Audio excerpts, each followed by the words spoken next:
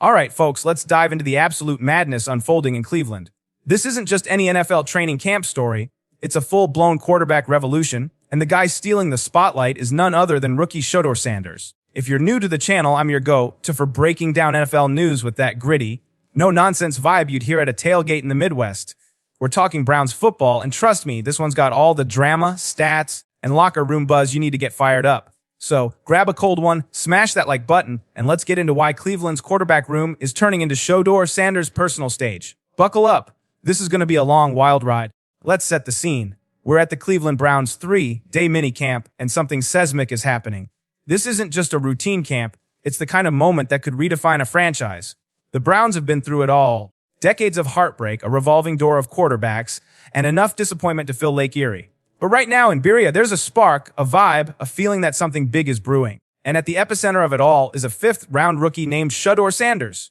Cleveland's front office, led by owner Jimmy Haslam, is sitting on a financial war chest that puts them in a different league from teams like the Bengals or Raiders, who are scraping by near the bottom of NFL ownership net worth. Haslam's not just throwing money around. He's quietly setting the stage for a quarterback uprising that's got everyone talking. Think back to Buffalo before Josh Allen became a household name raw. Unpolished chaos that eventually turned into something legendary. That's the energy in Cleveland right now, and Shedeur Sanders is the guy flipping the script. Let's get right to the point. Shedeur Sanders is owning this quarterback competition like he's been starting in the NFL for a decade.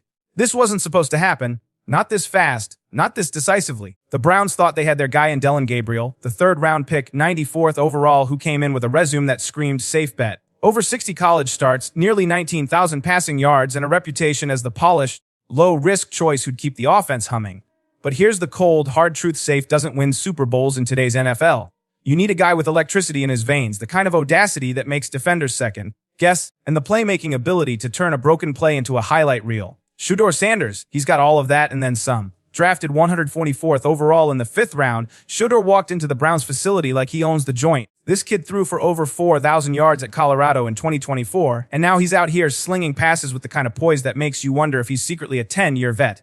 His ball placement is surgical, his confidence is through the roof, and the buzz around the team is deafening. You can feel it in the air. Players are whispering, coaches are taking notes, and even the equipment staff can't stop talking about this guy.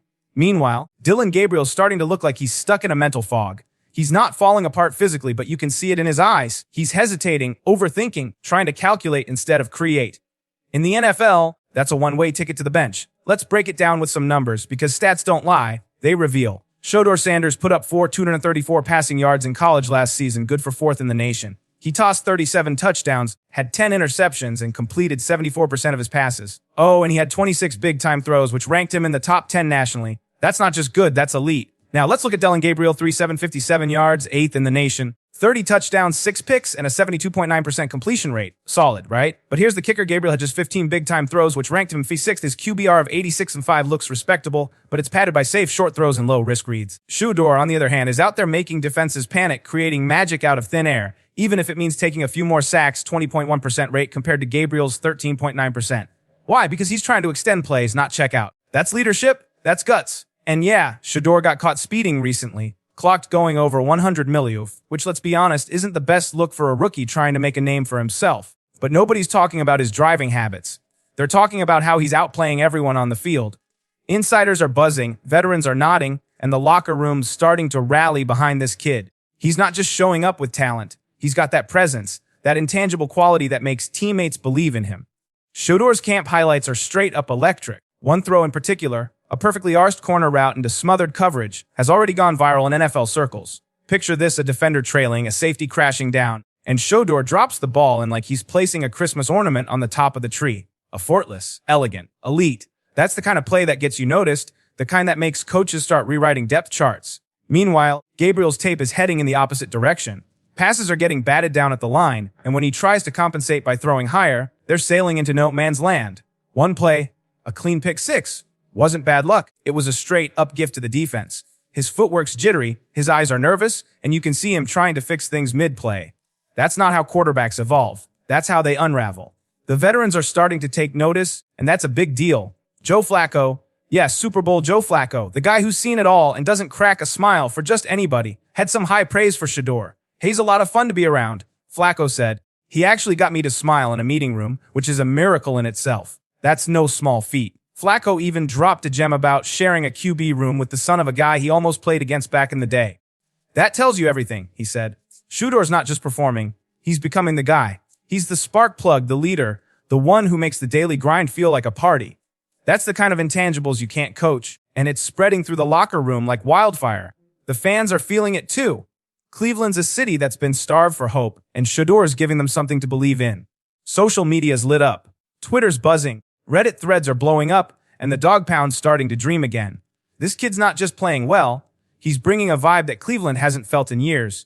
He's not asking for respect. He's commanding it, and the city's eating it up. Now let's talk about the juicy stuff. There's some serious tension brewing behind the scenes in Cleveland. The coaching staff saw Shedeur's potential early on, but Jimmy Haslam, he was all in on this kid to the point where it rattled the coaches. Word is they panicked and pulled the trigger on Dillon Gabriel at pick 94, not because they were sold on him, but to keep Haslam from forcing Shedeur at 144. That's not football logic, that's draft room politics, the kind of behind-the-scenes drama that can make or break a franchise. The irony, the guy they tried to sidestep is now stealing the show. Shedeur's not just impressing, he's dominating, running the huddle, owning the energy, and flipping the entire quarterback room dynamic on its head. Gabriel, meanwhile, looks like he's barely hanging on, not physically, but mentally and emotionally. He's surviving, not competing. On paper, Joe Flacco and Kenny Pickett are still ahead of the rookies on the depth chart. Flacco's got that veteran steadiness and Pickett's got the first-round pedigree, even if his time in Pittsburgh didn't exactly set the world on fire. But if you've been watching mini camp, you know who's got the momentum. Shedeur's turning this into a one-man showcase, delivering highlight after highlight. The Browns have a massive decision to make. Do they lean on Flacco's experience to steady the ship, try to justify the third-round pick on Gabriel, who's looking more like a backup every day? Or do they roll the dice on the fifth-round fire starter who's got the stats, the poise, the locker room, and the fans in his corner? I'm not saying Shedeur is going to be QB1 tomorrow, but don't be shocked if he's calling the shots by week 6 or 7. This kid's not auditioning anymore. He's making a legit case to be the face of the franchise. While we're on the topic of quarterbacks, let's touch on Deshaun Watson. He just dropped some personal news that's got Browns fans talking, not about football, but about his life off the field. Watson quietly tied the knot with Sports Illustrated swimsuit model Jillian Nays, announcing it with a slick Instagram post showing off the rings and a custom shirt embroidered with their wedding date, July 3, 2025. Classy move, Deshaun real smooth. But on the field, his time in Cleveland has been a mixed bag, to put it kindly. Since joining the Browns in 2022, he's played just 19 games, putting up 300 passing yards, 19 touchdowns, and 12 interceptions with a 61.2% completion rate. For a guy with a fully guaranteed $20-30 million contract, that's not exactly lighting the world on fire. Cleveland expected a superstar. What they've gotten so far is a question mark. Let's circle back to Shedeur for a second, because this kid's story is too good to gloss over. He didn't get the Hollywood draft moment, no first-round hype, no day 2 spotlight. He slid all the way to pick 144 in the 5th round, a spot where most guys are fighting just to make the roster. But that slide, it's turned into fuel, a chip on his shoulder that's driving him to prove everybody wrong. Just ask Spencer Rattler, who went 150th overall to the Saints the year before. Rattler sat down with Rich Eisen and dropped some wisdom that applies here. It's not where your journey starts, it's what you do with it. He even gave Shedeur his flowers, calling him smart, grounded, and built for the league. And he's right. You can see it in the way Shedeur walks, the way he throws, the way he carries himself. This isn't just a rookie trying to make the team. He's a guy who's here to change the trajectory of an entire franchise. This quarterback battle's far from over. But let's not kid ourselves. Shedeur Sanders is making waves that can't be ignored. He's not just competing for a starting job, he's redefining what's possible for a 5th-round pick. The Browns have been searching for a franchise quarterback for what feels like forever, cycling through names like Baker Mayfield, Johnny Manziel, and too many others to count. But Shedeur, he's got something different. It's not just the stats, though those are impressive. It's the way he's galvanizing the team, the fans, and the city. Cleveland's a place that lives and breathes football, and they're desperate for a hero. Shedeur's giving them a reason to believe, and that's worth more than any draft pick. Since we're diving deep, let's take a quick detour to Kansas City, where things are just as spicy. The Chiefs are in the middle of their own saga, balancing a dynasty on the edge of brilliance and chaos. Patrick Mahomes is still the heart of it all, but injuries break out stars, and trade rumors are keeping things interesting. One name to watch, cornerback Trent McDuffie. With the CB market skyrocketing, the Chiefs are looking to lock him up before his price tag goes through the roof. Analysts like Arrowhead Pride's Rohan Chakravarthy are projecting a 3-year $97 million extension with $80 million guaranteed. That's big money, but when you consider McDuffie's consistency, 16 starts in both 2023 and 2024, plus 10 playoff games at just 25 years old, it's a no-brainer. Compare that to L'Jarius Sneed, who played just 5 games for Tennessee in 2024 before getting hurt, and you see why Kansas City's betting on McDuffie. Then there's the running back situation. The Chiefs brought back Kareem Hunt on a 1-year, $1.5 million deal, a move that's as much about redemption as it is about production. Hunt led the team with 724 rushing yards in 2024 after stepping in for an injured Isaiah Pacheco. His return isn't just about stats, it's about second chances. Drafted by the Chiefs in 2017, Hunt's career took a hit after a 2018 incident that led to his release. He spent 5 years in Cleveland rebuilding his image, and now he's back in KC ready to make waves. But with Pacheco, rookie Carson Steele, and speedster Elijah Mitchell in the mix, the backfield's getting crowded. Add in a stacked 2025 running back draft class, and the Chiefs have options.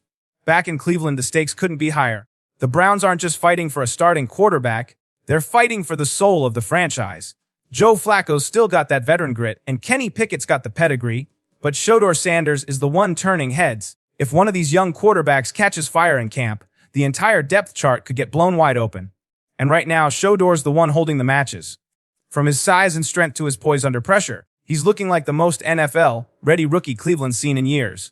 Not because of where he was drafted, but because of what he's doing every single day, on the field, in the huddle, and in the locker room. This is more than a quarterback battle. It's a turning point for the Cleveland Browns. Shedeur Sanders isn't just pushing for a starting job, he's rewriting the narrative for a franchise that's been searching for a savior. He's got the stats, the swagger, and the support of a city that's ready to rally behind him. Will he take the reins by week 1? Probably not. But by mid-season, don't be surprised if he's the guy under center, leading the Browns into a new era. If you're loving this deep dive, hit that like button, drop a comment, and subscribe for more NFL breakdowns. What do you think? Is Shedeur Sanders the real deal, or is this just camp hype? Let's hear it, Browns fans! Until next time, stay locked in and keep the faith. Cleveland's got something special brewing.